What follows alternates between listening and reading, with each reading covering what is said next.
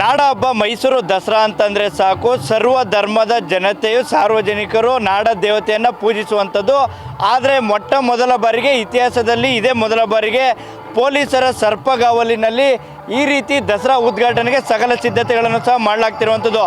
ದಸರಾ ಉದ್ಘಾಟನೆ ವಿಚಾರಕ್ಕೆ ಸಂಬಂಧಪಟ್ಟಂತೆ ಭಾನುಮುರ್ತಕ್ ಅವರ ಪರ ವಿರೋಧದ ಚರ್ಚೆ ಆಗ್ತಿರುವಂಥ ಹಿನ್ನೆಲೆಯಲ್ಲಿ ಸಾಕಷ್ಟು ಪರ ವಿರೋಧದ ಚರ್ಚೆಗಳು ಎದುರಾಗಿದ್ದು, ಅನೇಕರು ಏನು ನ್ಯಾಯಾಲಯದ ಮೊರೆಯನ್ನು ಹೋಗಿದ್ರು. ನ್ಯಾಯಾಲಯದಲ್ಲೂ ಸದ್ಯಕ್ಕೆ ಭಾನುಮುರ್ತಕ್ ಅವರ ಉದ್ಘಾಟನೆಗೆ ಗ್ರೀನ್ ಸಿಗ್ನಲ್ ಸಿಕ್ಕ ಬಳಿಕ ಚಾಮುಂಡಿ ಬೆಟ್ಟದ ಹೆಜ್ಜೆ ಹೆಜ್ಜೆಗೂ ಪೊಲೀಸ್ ಸರ್ಪಗಾವಲನ್ನು ಹಾಕಲಾಗ್ತಾ ಇರುವಂಥದ್ದು.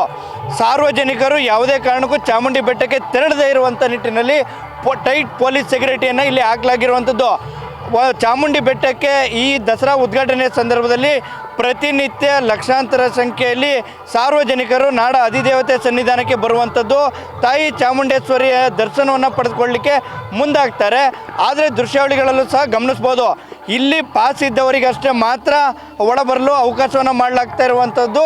ಅಂದರೆ ಕೆಲವೊಂದಷ್ಟು ಬಿಗಿ ಪೊಲೀಸ್ ಬಂದೋಬಸ್ತ್ ವ್ಯವಸ್ಥೆಯನ್ನು ಮಾಡಲಾಗಿರುವಂಥದ್ದು. ಏನು ಭಾನುಮುರ್ತಕ್ ಅವರು ಬಂದಂಥ ಸಂದರ್ಭದಲ್ಲಿ ಯಾವುದೇ ರೀತಿಯ ಅಹಿತಕರ ಘಟನೆಗಳು ಜರುಗಬಾರ್ದು ಅನ್ನುವಂಥ ನಿಟ್ಟಿನಲ್ಲಿ ಪೊಲೀಸ್ ಸರ್ಪಗಾವಲನ್ನು ಹಾಕಲಾಗಿರುವಂಥದ್ದು.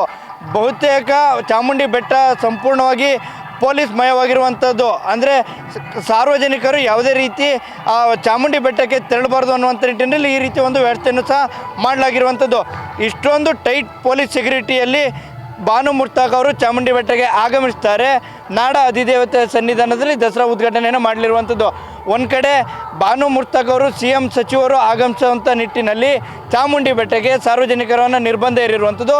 ಇದಕ್ಕೆ ಸಾರ್ವಜನಿಕರು ಸಾಕಷ್ಟು ವಿರೋಧವನ್ನು ವ್ಯಕ್ತ ಮಾಡುತ್ತಿರುವಂಥದ್ದು. ಕ್ಯಾಮ್ರಾಮನ್ ಸಂಜಯ್ ಜೊತೆ ಅನಿಲ್ ರಾಜೇಶ್, ಪ್ರಜಾನುಡಿ, ಮೈಸೂರು.